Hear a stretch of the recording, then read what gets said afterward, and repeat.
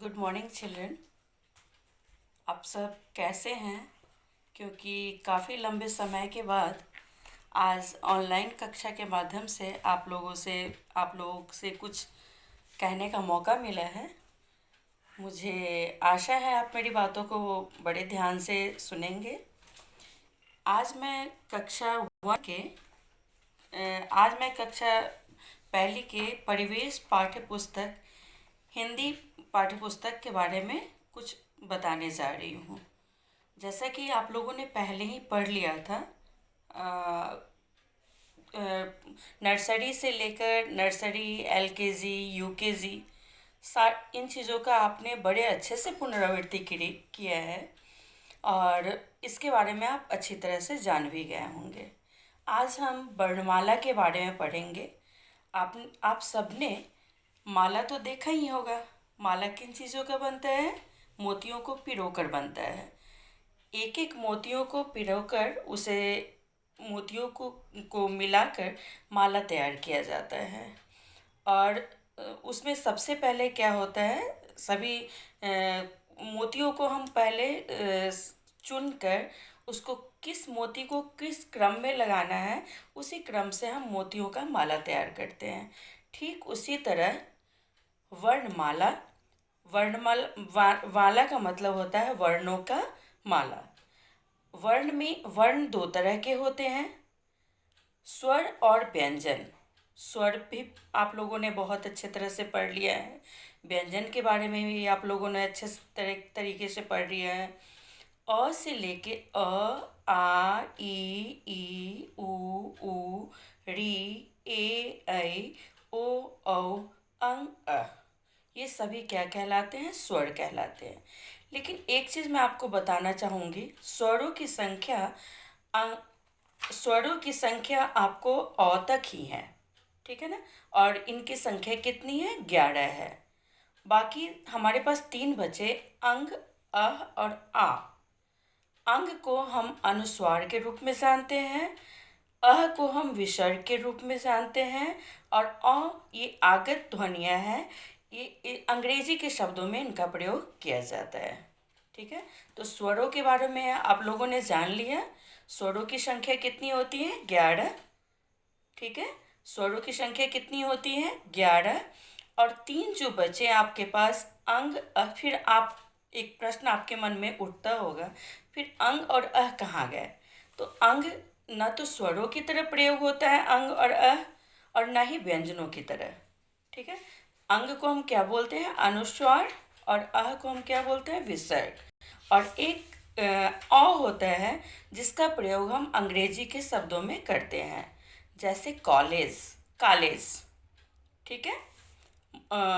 Mall, इन शब्दों में हम आ का प्रयोग करते हैं। डॉक्टर, इन शब्दों में हम आ का प्रयोग करते हैं।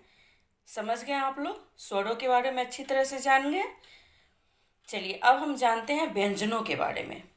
व्यंजन क, ख, ग, घ, अंग, च, छ, ज, झ, य, ट, ठ, ड, ढ, ण, त, थ, द, ध, न, प, फ, ब, भ, म, य, र, ल, व, श, तालव्य श, जिसको हम जानते हैं तालव्य श, मूर्धन्य श, दंत स, ह, क्ष, त्र, ज्ञ, स्र। ये सभी व्यंजनों के अंतर्गत आते हैं। व्यंजनों की संख्या, कुल मिलाकर व्यंजनों की संख्या 35 होती है। उसमें भी आगे जब आप और बड़े कक्षाओं में जाएंगे, या बड़े कक्षाओं में नहीं, अभी हम जब हम लोग व्याकरण की पाठ्य पुस्तक पढ़ेंगे, हम व्यंजनों को अलग अलग करके आपको व्यंजनों के बारे में बताएंगे। अब आप ये देखिए, क, ख, ग, घ, अंग। क, ख, ग, घ, अंग। इनमें इनमें स्वरों की संख्या कितनी है? 5 है। क, ख, ग, घ, अंग। ये व्यंजन हो गया। इनमें इनकी संख्या कितनी है? 5 है।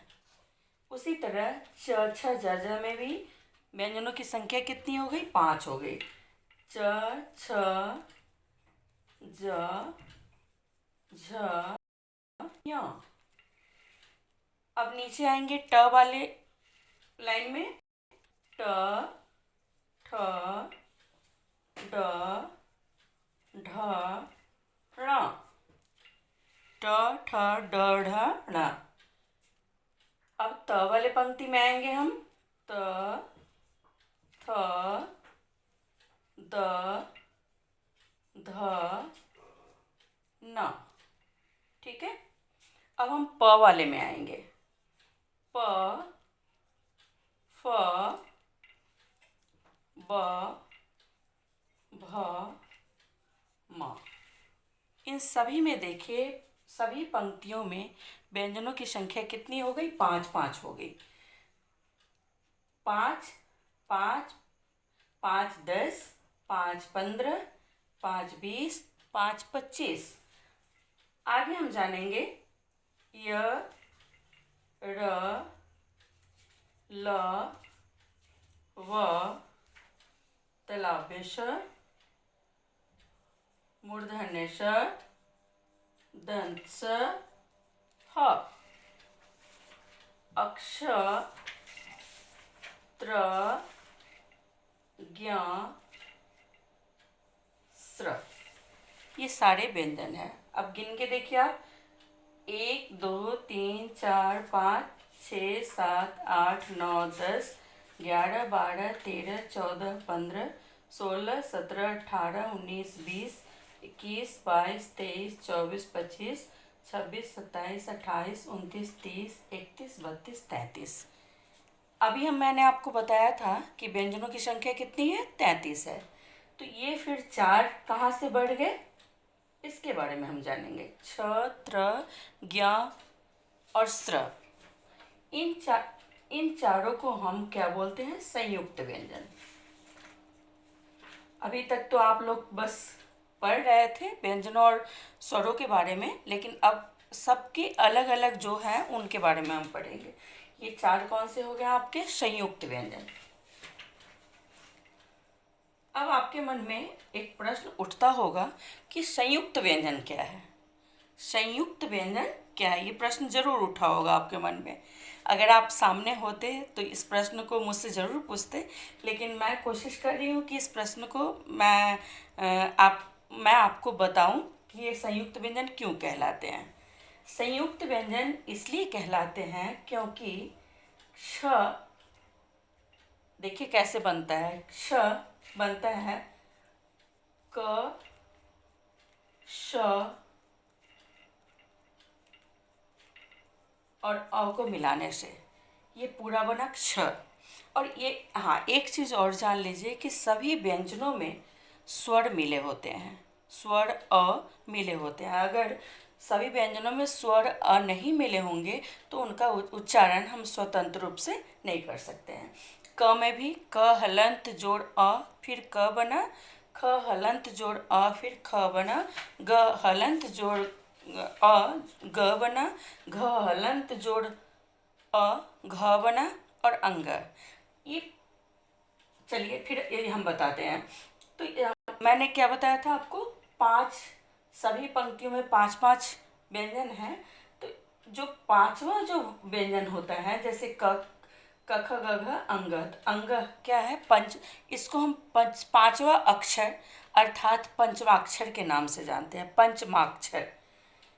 क का जो, क से अंग तक का जो व्यंजन है उसको हम क्या बोलेंगे? क वर्ग। क्यों क वर्ग बोलेंगे? क्योंकि ये क वर्ग के अंदर आता है, क वर्ग के अंतर्गत आता है, इसलिए हम क्या बोलेंगे इसको? क वर्ग। उसी तरह च से लेकर य तक के जो व्यंजन है उसको हम बोलेंगे च वर्ग। क्यों? क्योंकि च वर्ग के अंतर्गत ये आता है। च से य तक ये सभी किसके अंतर्गत आता है? च वर्ग के अंतर्गत। उसी तरह ट से न तक का जो अक्षर है, ण तक का, उसको हम बोलेंगे ट वर्ग। ट वर्ग क्यों? क्योंकि ये ट वर्ग के अंतर्गत आता है। फिर त से लेके न तक का जो अक्षर है, ये सभी क्या है? पंचमाक्षर है। अंग, यण, न, म, ये सभी क्या है? पंचमाक्षर है। फिर आपको त से लेके न तक के जो व्यंजन है वो त वर्ग के अंतर्गत आते हैं, इसलिए इसको हम क्या बोलेंगे? त वर्ग। क्या बोलेंगे? त वर्ग। ध्यान से सुनिएगा, ध्यान से इन चीज़ों पर ध्यान देंगे आप लोग। फिर प से लेके म तक के जो व्यंजन है, अक्षर हैं, उसको हम बोलेंगे प वर्ग। प वर्ग।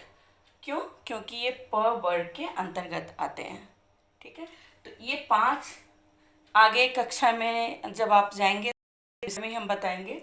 ये 5 से क वर्ग से लेके जो प वर्ग तक के जो अक्षर है उसको हम बोलते हैं स्पर्श व्यंजन। क्या बोलते हैं? स्पर्श व्यंजन। य, र, ल, व को हम बोलते हैं अंतस्थ व्यंजन। डिटेल में हम आगे अगली कक्षा में पढ़ेंगे। य, र, ल, व को क्या बोलते हैं? अंतस्थ व्यंजन। क्योंकि इनका चलिए इसके बारे में भी हम आगे पढ़ेंगे, नहीं तो अभी आप इनके बारे में समझ नहीं पाएंगे। य, र, ल, व को क्या बोलते हैं हम? अंतस्थ। श, तालव्य श, मूर्धन्य श, दंत स और ह, इसको हम बोलते हैं उष्म व्यंजन। उष्म व्यंजन। अब उष्म का मतलब क्या होता है? गढ़। आप बोल कर देखिए, श, श, स और ह। आप अपना हाथ अपने मुंह के पास ले जाइए और इन चारों अक्षरों का उच्चारण जब आप करेंगे, श, श, स, ह, तो आप ध्यान देंगे, जब अपने हाथ को अपने मुंह के पास ले जाएंगे तो आप ध्यान देंगे कि जब इनका उच्चारण करते हैं तो हमारे मुंह से गर्म हवा निकलती है। उसमें की तरह निकलती है, मतलब गर्म वायु, इतना ही समझ लीजिए कि गर्म वायु के रूप में निकलती है। तो इसलिए हम तालव्य श, मूर्धन्य श, दंत स और ह को उष्म व्यंजन जानते हैं, के नाम से जानते हैं। ठीक है, अब हम आते हैं, तो हम यहाँ पर थे संयुक्त व्यंजन के बारे में। छ, त्र, ज्ञ, स्र को संयुक्त व्यंजन कहते हैं। संयुक्त व्यंजन क्यों कहते हैं? क्योंकि ये 2 विभिन्न व्यंजनों को जोड़ने से बनता है। 2 विभिन्न जो व्यंजन कौन कौन से हैं? अ मैंने इसलिए लिखा है क्योंकि मैंने बता दिया है आगे आपको कि सभी व्यंजनों के उच्चारण में सभी व्यंजनों में अ मिला होता है। अगर अ नहीं होगा तो उनका स्वतंत्र रूप से उच्चारण नहीं हो सकता है और उसके नीचे हम हलंत लगा देते हैं। ठीक है, तो इसलिए छ पर हम आते हैं। क हलंत जोड़ श, हलंत जोड़ अ, ये क्या बन गया? क्ष। अब त्र पे आएंगे आप। त्र पे जब आते हैं तो इसमें क्या क्या मिला हो? कौन कौन से व्यंजन मिले हुए हैं? त, हलंत, र, हलंत जोड़ अ, ये क्या बन गया? त्र बन गया। ठीक है, समझ गए? संयुक्त क्यों कहा जा गया है इन चारों व्यंजनों को, ये चीज़ इस पर आप ध्यान दीजिए, क्योंकि अभी तक तो अ, आ, ई, क, ख, ग, घ बस आप पढ़ते रहे हैं। अब इनका कैसे, किस वर्ग में रखा गया है, कितना समय इनके उच्चारण में लगता है, ये सब हम बहुत इसके बारे में डिटेल में आगे पढ़ेंगे। अब त्र के बारे में, त्र हो गया ग, ज्ञ। ज्ञ से ज्ञानी, अभी तक हम जान रहे थे। ग से ज्ञ से ज्ञान, ज्ञ से ज्ञानी। ज्ञ में कौन कौन सा अक्षर मिला हुआ है? ज्ञ में आपको मिला हुआ है ज,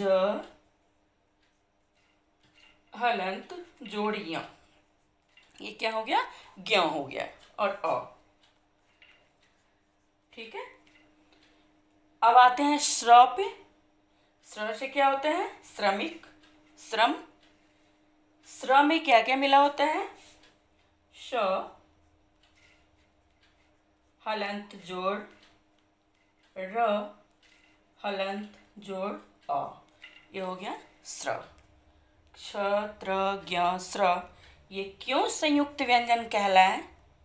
मैंने आपका कन्फ्यूजन आज दूर कर दिया। संयुक्त व्यंजन, अब अचानक से मैं बताती ये संयुक्त व्यंजन है तो हो सकता था आपको समझ में नहीं। मैम ने बोला कि संयुक्त व्यंजन है, कैसे संयुक्त व्यंजन है, कैसे संयुक्त व्यंजन है, ये मैंने आपका डाउट क्लियर कर दिया। आप लोग समझ गए होंगे। ये हो गया आपका संयुक्त व्यंजन। आगे पहले मैंने आपको बता ही दिया था कि अच्छा, स्वरों को मैंने नहीं लिखा है। आगे मैंने पहले आपको बतला ही दिया था कि अंग और अह को अयोगवाह बोलते हैं। अयोगवाह क्यों बोलते हैं?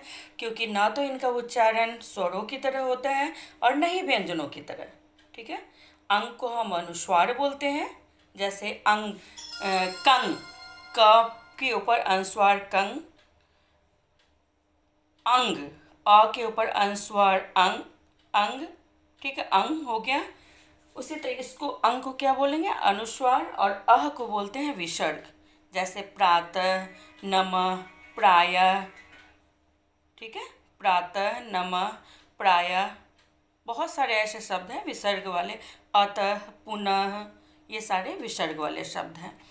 तो सबसे पहले आप लोग क्या करेंगे कि जितने भी स्वर हैं, स्वरों के बारे में लिखेंगे, व्यंजनों के बारे में लिखेंगे। अपने कॉपी में सबसे पहले पार्ट 1 डाल के, पार्ट 1 डाल के वर्णमाला डालेंगे। वर्णमाला क्या है हम व्याकरण की पुस्तक जब पढ़ाएंगे तब उसके बारे में बताएंगे। हालांकि बता ही दिया है कि वर्णों को जब उचित क्रम में रखते हैं तो उसे वर्णमाला कहते हैं। वर्णों को उचित क्रम में रखना वर्णमाला कहलाता है। जिस तरह मोतियों को पिरोकर माला बनाते हैं, उसी तरह वर्णों को उचित क्रम में रखकर वर्णमाला लिखा जाता है। ठीक है। तो आप लोग स्वर और व्यंजनों के बारे में अपने कॉपी में अलग अलग लिख लेंगे। मुझे आप ये इसके बारे में अच्छी तरह जान ही गए होंगे। स्वरों की संख्या कितनी होती है? 11 होती है। और व्यंजनों की संख्या कितनी होती है? 33 होती है। कौन से स्पर्श व्यंजन कहलाते हैं, ये सभी चीज़ हम आगे फिर पढ़ेंगे। लेकिन अभी बस थोड़ा सा आप ध्यान में रख लीजिए कि ये सभी क्या है? स्पर्श व्यंजन है। क से लेके म तक के जो अक्षर हैं वो स्पर्श व्यंजन के अंतर्गत आते हैं। यड़ लव को हम अंतस्थ व्यंजन बोलते हैं। श, श, ये जो 4 अक्षर है, तलाबे श, मूर्धन्य श, दंत स और ह, उसे हम उष्म व्यंजन कहते हैं। छ, त्र, ज्ञ, स्र को हम संयुक्त व्यंजन कहते हैं। क्यों संयुक्त व्यंजन कहते हैं ये भी आप लोगों ने जान लिया। चलिए अब हम आते हैं अक्षर पर। ठीक है, अक्षर के बारे में जान लिया, अब शब्द के बारे में जानेंगे। अभी तक आप लोगों ने LKG से ही पढ़ना शुरू किया था 2 अक्षर वाले, 3 अक्षर वाले, 4 अक्षर वाले शब्द, बिना मात्रा वाले शब्द भी और मात्रा वाले शब्द भी आप लोग जान गए। लेकिन फिर भी कक्षा 1 में आ गए हैं, कक्षा पहली में आ गए हैं, तो इन सभी चीज़ों की पुनरावृत्ति हमें करनी है ताकि आप लोग इसके बारे में जान सकें। तो शब्द कैसे बनते हैं? स्वरों और स्वरों के साथ स्वर और व्यंजन को मिलाने से बनते हैं। स्वर प्लस व्यंजन, तो ये क्या हो जाता है? व्यंजन हो जाता है, शब्द बन जाता है। स्वर और व्यंजन को मिलाकर क्या बन जाता है? शब्द बन जाता है। जैसे अ जोड़ ब, अब हो गया। ई जोड़ ख, ईख हो गया।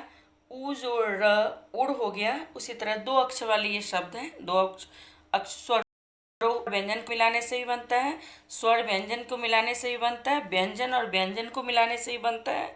जैसे क, ल, दोनों क्या है? व्यंजन है। लेकिन क और ल को जब हम मिलाते हैं तो क्या बन जाता है? कल बन जाता है। च, ख, च भी क्या है? व्यंजन है। ख भी क्या है? व्यंजन है। तो क्या बन गया? चख बन गया। ये चख शब्द बन गया। तो ये 2 अक्षर वाले आपके शब्द हो गए। उसी तरह 3 अक्षर वाले शब्द के बारे में जानेंगे। 3 अक्षर वाले शब्द भी जैसे अ जोड़ म जोड़ न, अमन। देखिए इसमें अ क्या है? स्वर है। म क्या है? व्यंजन है। न क्या है? व्यंजन है। तो 3 अक्षर वाले शब्द ऐसे बन गया अमन। कलश, क जोड़ ल जोड़ श, ये क्या हो गया? कलश हो गया। ये उसी तरह बहुत सारे शब्द आप बना सकते हैं। न जोड़ य जोड़ न, नयन। म जोड़ ट जोड़ क, मटक। उसी तरह 4 अक्षर वाले आपको शब्द हो गए अजगर, अजगर। ये आप पढ़ चुके हैं, लेकिन फिर भी इन शब्दों को लिखना और पढ़ना बहुत ज़रूरी है। ठीक है, तो सबसे पहले आप स्वर और व्यंजन को लिख लेंगे। फिर उसके बाद 2 अक्षर वाले शब्दों की भी पुनरावृत्ति कर लेंगे। 3 अक्षर वाले शब्दों को भी लिख लेंगे। और फिर हम अगली कक्षाओं में, जब आप ये अपने कॉपी में जो अभ्यास पुस्तिका है उसमें अलग अलग बड़े ही सुंदर अक्षर में ये सब चीज़ पूरा कर लेंगे तो आगे फिर हम शब्दों को जोड़कर कैसे वाक्य बनाया जाता है इसके बारे में पढ़ेंगे। हालांकि वाक्य भी आप लोग समझ गए हैं, पहले पढ़ चुके हैं, तो अब हम अगली कक्षाओं में वाक्य के बारे में पढ़ेंगे कि वाक्य कैसे बनाए जाते हैं, वाक्य कैसे लिखा जाता है। ठीक है, तो आप लोग समझ गए होंगे। जहाँ पे डाउट होगा फिर से आप मुझसे प्रश्न करेंगे, इन चीज़ों के बारे में पूछेंगे, मैं अगली कक्षाओं में आपका डाउट क्लियर करूँगी।